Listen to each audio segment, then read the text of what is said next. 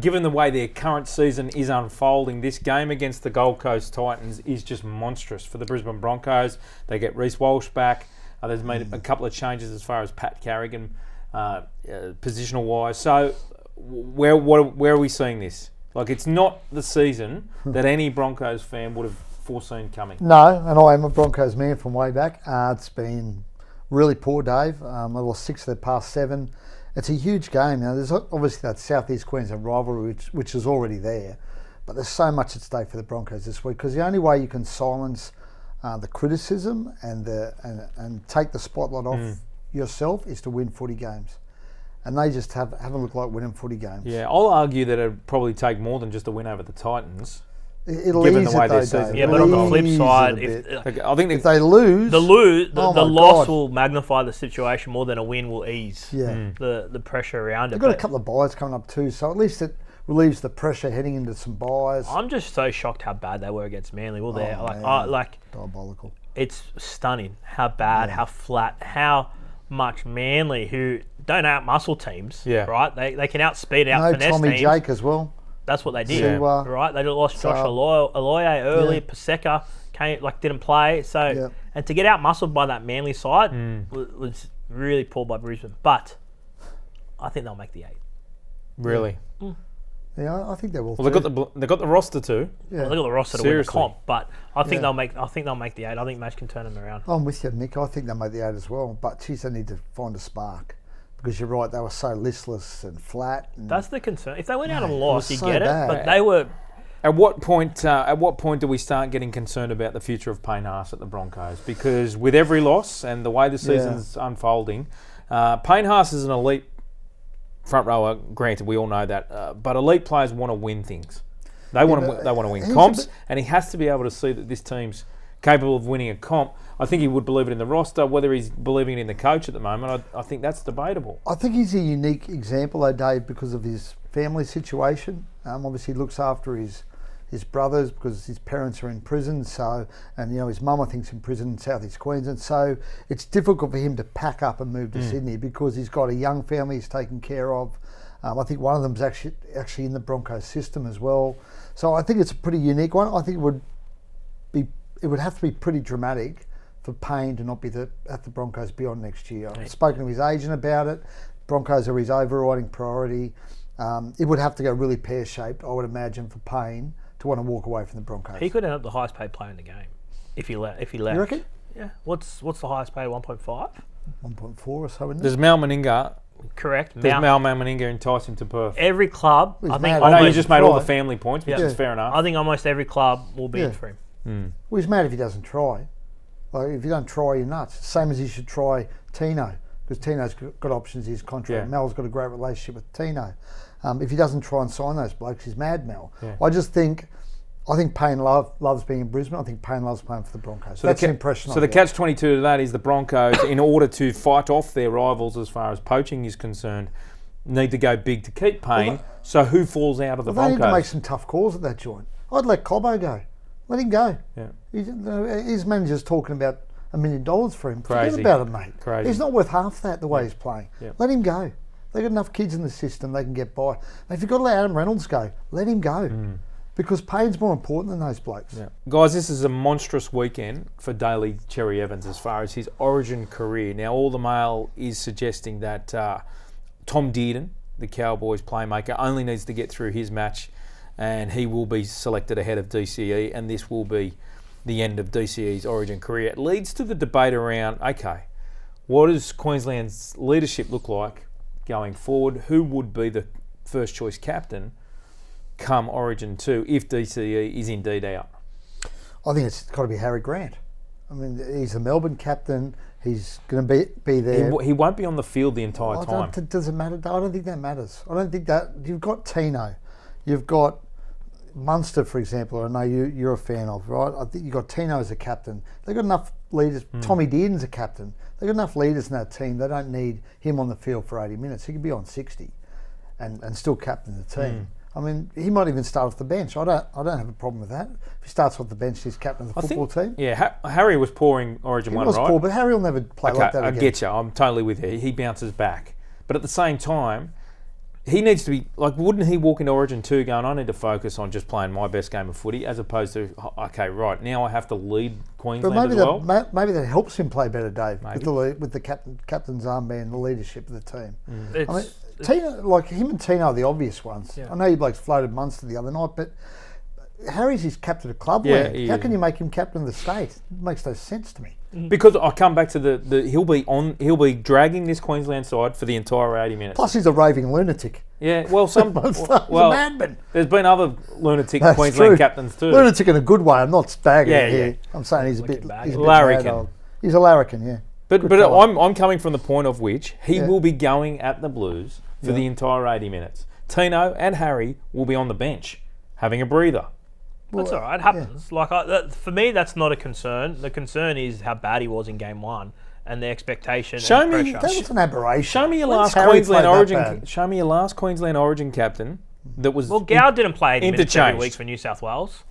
I know he played that game where he Well, he played did- 80 minutes. yeah. He Played long one game. minutes. So Harry Gidley Grant. captain the Blues I from know, the bench. that's irrelevant, Dave. Like, Harry we've seen played it. 55 minutes in game one. Well, what did Paul Kalyn play during his time? Like, I know he played that one game where he played 80 minutes, right? But he played a lot of footy. Yeah. He captained New South Wales a lot and started from matter.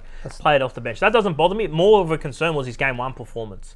That's more of a concern for mine. I would probably go Tino. See, that doesn't worry me at all the way he played in game one. Because that's Harry's. I've never seen Harry play like that. And But don't you think it's a you'll vibe- never see him play like Just that on this again? Don't you think it's a thing, right? byproduct of 2 games in 6 weeks? Well, Definitely, probably. Yeah, so that's got to be concerning. Well, no, because he's played now. He's had some more football. He was rested last week. He'll be fine, mate. Don't worry about Harry. He'll be fine. Listen, you worry about your blokes. fine. Let me worry about the I think Queenslanders. we're Hey? Mate, you're on the ropes. It's Origin 2. I Need to think we're win it. underselling like what a significant call this is to drop a captain mid-series. I can't think of it ever happening. Yeah. No, probably hasn't. Like to drop a captain mid. Obviously, they've missed games through injury and the like, and Kurt Gidley started off the bench for New South Wales Yeah. when he captain. But to drop a captain mid-series, unheard of. I think it's a Unprecedented. byproduct of everything that started at the start of the year. The contract saga has put a target and a spotlight on DCE and pressure of which he hasn't experienced. We can't forget, Dave. He I would lost say his in 12 years. he lost his Kangaroos jersey to Tom Dearden last year. Yep. He was under pressure coming So into it's the not series. it's not a shock that. But his form hasn't been outstanding. No, it hasn't. No, he was better. He was playing better last year when he lost that Kangaroos jersey, right? So Mal Meninga picked Mitch Moses and Tom Dearden ahead of DCE last year. Yep. So it's not a shock for mine. It's But almost a shock they went with him, really. probably, to start yeah. That's 100% right. Probably. Because they were coming off a losing series. Yeah. You've got to remember that. People keep talking about picking and sticking and Legacy. loyalty. You only get loyalty when you win. Queensland lost last year. Okay, so stop with the pick and stick loyalty crap. Okay? When you lose, loyalty goes out the window. just We lost record last year. that. We lost Just game hold one. on to that. Yeah. Okay? Because I'll Exactly. need loyalty. I'll need See that you at later, some point. loyalty. Practicalities now. Yeah. Changes. Boys, a player that's never far from the headlines is Kalyn Ponga at the Newcastle Knights. Love him. What's happening here? There's a little bit of stuff going on in the background. Big Yeah, it's really Shanini. interesting. It's in Sport Confidential online on Code Sports and Daily Telegraph. The fact that during Origin camp, he met with Troy Grant, who's head of the International Rugby League Federation. Right. And one can assume Troy wouldn't go on the record or offered no comment when I spoke to him about this, but you can only assume that the conversation was around eligibility, right? In the wake of AJ Brimson switching from Queensland to England, Kalyn is no doubt having thoughts about doing the same, right? Switching from Queensland to New Zealand. That's the choice for him. He doesn't want to play for the Kangaroos. Doesn't want to play against New Zealand, right? So in his mind, it's either Queensland or New Zealand, and trying to reconcile that if he switches and plays for the Kiwis, he can't play for Queensland. Hang on a sec. Have you just intimated that a Queenslander wants to leave Queensland? He doesn't want to leave because that's the only, Queensland's holding him back, mate.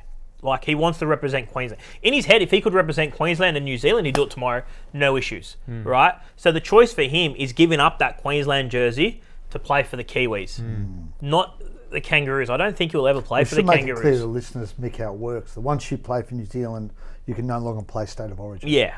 So if you play for New Zealand or England, you can't play State of Origin. And we saw AJ Brimson, and it was off the back of that Nines tournament a few years ago where AJ Brimson and Kalyn Ponga played for Australia.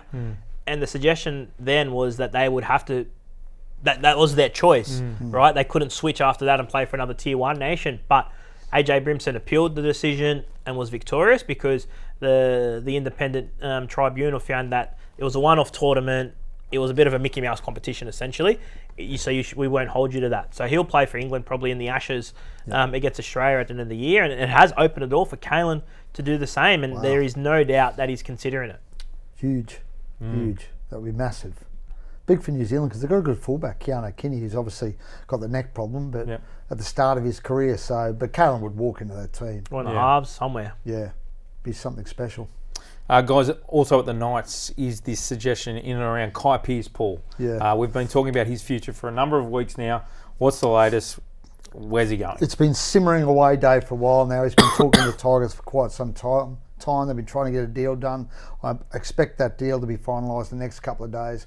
3-year deal with the Tigers for Kai Pearce-Paul. So big signing for them. Yeah, good pickup. Handy pickup, yeah. Yeah, big pickup for the Tigers, and now the Newcastle starting pack already 2 are gone in terms of Leo Thompson, Kai Pearce-Paul. Adam Elliott is obviously injured as well, might not be there next year. He's off contract. So throwing in Saifidi that went to the Dolphins. Jaden Brayley. So I know Jaden started a lot of games off the bench this year, but that's a lot of change for the Newcastle Knights. And they're going to sign anyone? Yeah, well, that's what I was about to say. They're not bringing anyone in. They need to, because their backline's pretty They missed good Pahulu. for next year. Pahulu chose the Storm. Yeah. Had a little sniff at Tom Hazelton. The backline's pretty good for next year when you yeah. add Dylan Brown and Dom Young in, right? Yeah. That's fine. But where are the forwards? what are they going to do up front? You wouldn't want to be playing. And they're a fast foot side. They're a front foot team. Yeah. All right. Who's getting them on the front foot? That is a concern for the Knights next year. Yep. Boys, massive appointment for the Perth Bears. Mal Meninga will be the inaugural coach for the new franchise. Good, bad, ugly? Give it to us now. What do you reckon of Mal's appointment? I think it's the right way to go, Dave. I think as long as he's surrounded by the right people, I think Mal will do a great job. He's got a profile. He's an immortal, much-loved figure in rugby league. And even people in Perth, in WA, know who Mal is. And I think that's important. They needed someone who had some gravitas, a bit like you with this show. They needed someone who could attract players, who could generate publicity. Mal can do all that, man. So I think it's a very smart appointment, but he needs to have the right people around him. I like it. I really do. I think he's the best appointment for that role, because what Mal has shown, forget coaching, what Mal has shown with Queensland and Australia is an ability to develop, build culture. And I know it's a buzzword in rugby league at the moment, but what he'll do, he'll invest from the bottom up in terms of his time and placement, and really build that community aspect of Perth. And that's what's going to be needed, right? You need someone to sell the game. Some of the other coaches, I just don't know if they would have done that as well as Mal. He's got a great public profile. He's a household name in WA. He'll have cut through with the media and the like over there. And he's no guarantee to sign anyone right now, but what he is guaranteed is to have a meeting with everyone, because he's got the respect of everyone in the game. So he'll get in front of people, agents and players, and who knows what can come of it. I think it's a great appointment. Right. You're not going to catch me criticising Mal Meninga. Won't happen. However, I'm going to play devil's advocate here. Mal hasn't coached the daily grind of an NRL season, since Forever. It'll probably be the longest break in between. Okay, so there's that. And coaching representative football is vastly different to the hot seat of an NRL season. And so therefore I do have concerns on that front, and I think the appointment of his staff is absolutely paramount. I think it's arguably just as important. Yeah. Dave, if it was any other job, I'd be saying, what are they doing? Right? Yeah. Even PNG, I don't think Mal needs to coach PNG, because you don't need to sell the game in PNG, right? Yeah. It's sweet over there, you know. So I just think for Perth, he's the perfect fit. But you're 100% right. The support staff is key, because they'll be doing all the hands-on coaching. The X's it's and like O's. Wayne. Wayne doesn't do a lot of hands-on coaching. Yeah. Right? Wayne surrounds himself with really good assistant coaches, and I think Mal will do the same. Yep. Yeah, I think on the culture point, Mick's spot on. You need to get the culture right over there, because the media over there is a bit... they're circling rugby league like vultures at the moment. And if players misbehave or the culture's poor, I reckon they'll swoop on it. It was interesting as I heard Mick talk about the culture. I thought maybe we could get Mal in here to fix the culture up in the rugby league department. Yeah. It's a bit toxic at the moment. Yeah. Is it? There's a lot of heavy lifting to be done, to be honest. It is, I know. So. Any names, Reedy? No, I don't know names. Riccio. But I think from that perspective, like, he's a genius at culture, Mal. That's what he's done with the Australian team. I mean, what he's done in terms of the culture of the Australian team, and getting players to love that jersey and want to play for that jersey. That's and what he they gets need the in Perth. game, man. He gets Yeah, the he's game with the smart, man. media and all that sort of stuff. He's a great appointment. I honestly, I have a lot of the candidates because the NRL couldn't go and get a head coach from another club because they couldn't entice anyone to break a contract or anything like that. So in terms of the available candidates, he was the best one. Yep. Yeah.